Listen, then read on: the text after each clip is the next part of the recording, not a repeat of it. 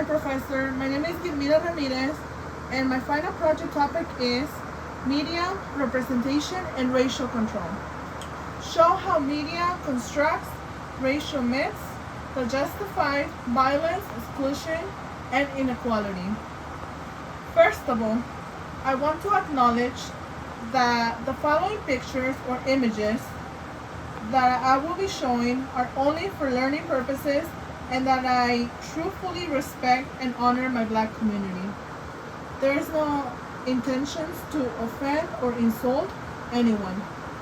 My purpose is to inform and share my learning. Let me show you guys my TV. Get closer.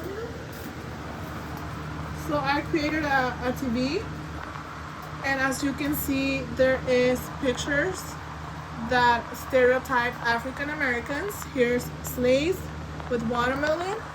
You see here a white family being happy.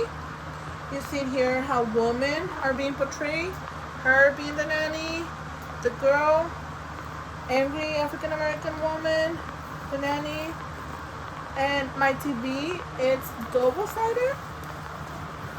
So other side, you have Sambo, the cartoon for little kids, which we know it was a little racist. You see here African American men being portrayed as criminals, young kids being portrayed as criminals as well. You have here foreign people that are portrayed as gangsters, so that's why we don't want immigration. And we have some other stereotypes for African Americans. So yes, go back here. Now I will read my thesis statement. Unfortunately, being part of a minority group has forced me to experience how U.S. media portrays my community to others. I was born in Mexico, but raised in Oakland. I belong to the immigrant community and identify myself as a dreamer, or most known DACA recipient. Throughout the years, the media has been a tool to help powerful people, white supremacy, and hierarchy to manipulate human mentality to their best benefit. The most recent example affecting my immigrant community is the current administration leader telling millions of Americans that most Latino immigrants are criminals. Immigrants are now being labeled as criminals, and the media only shows when a crime has been committed by an immigrant. However, we are not being informed how many people has been detained by ICE agents and are not being located by their families. And what about the women and children being raped by them and they're now pregnant? There was not, I couldn't find information about it. Why is it being hidden? Another case, and probably what most people keep talking about, the Epstein files. There are survivors and witnesses.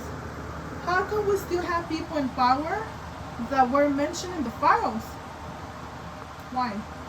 Lastly, I understood the African American struggles and how difficult it has been to be born and raised in a country that prioritizes skin color over humanization. But after taking this class, I shared my respect, empathy, and pain to the most awful things that happened to their descendants for them to be able to be here.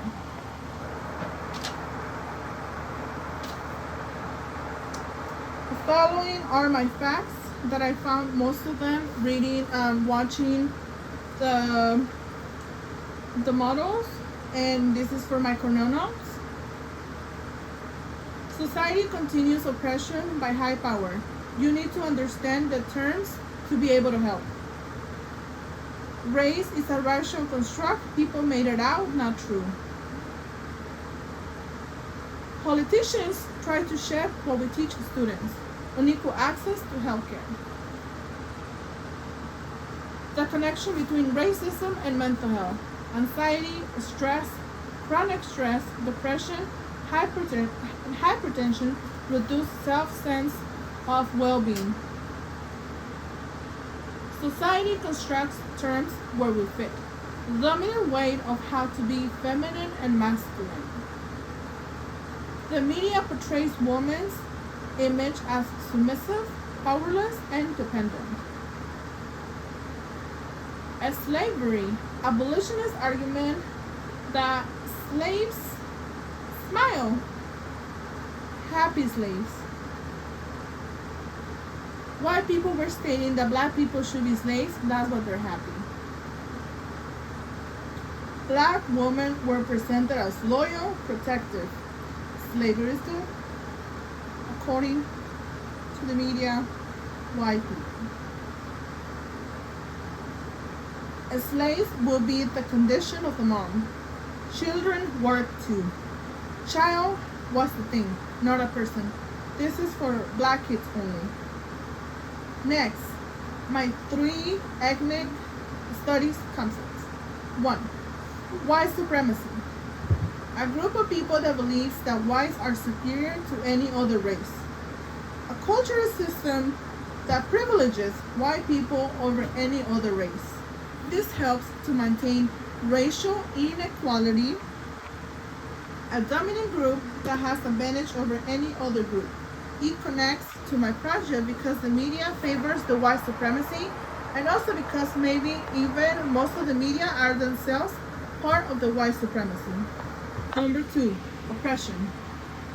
The use of unfair power or authority to control individuals or groups. And this is enforced through laws or the government to disadvantage certain groups.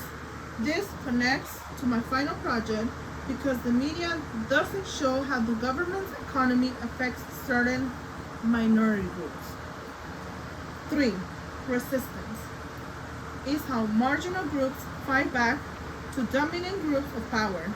This connects to my final project because people are now telling stories in their own social media sources if the media doesn't talk about them. For example, people will make live videos on Facebook or Instagram to show other unfair cases that sometimes we don't get to know because the media is not allowed to show.